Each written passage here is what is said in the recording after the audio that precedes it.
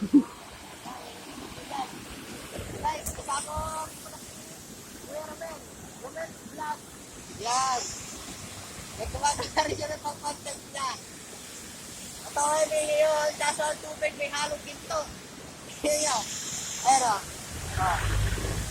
Ganda na guys. Ganda. Yan.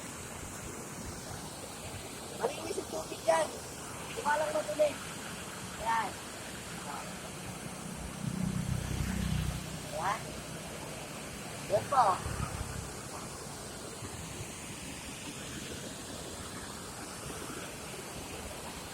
Yun lang guys. Salamat. Utang Yami Resort, dapat pinupuntahan. Ayan, nandito kami ngayon.